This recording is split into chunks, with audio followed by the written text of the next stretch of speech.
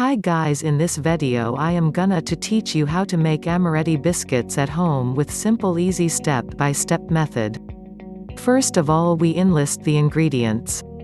So the ingredients are 4 eggs, whites only, 160 grams, 6 ounces. 340 grams, 12 ounces castor sugar.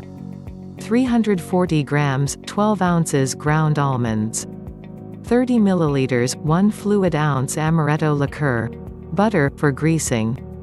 Now the cooking method is, Step 1. Preheat the oven to 170 C 325 F gas 3.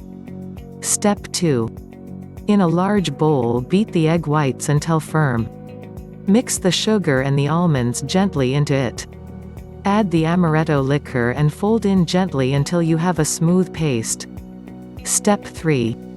Place some baking paper on a baking tray and lightly brush with butter. Using a teaspoon place small heaps of the mixture approximately 2 cm 3/4 of an inch apart, as they will expand while cooking. Bake for approximately 15 minutes until golden brown. Leave to cool slightly, then serve or store in an airtight container. Thanks for watching. Hope this video is helpful for you. Please like, share and subscribe.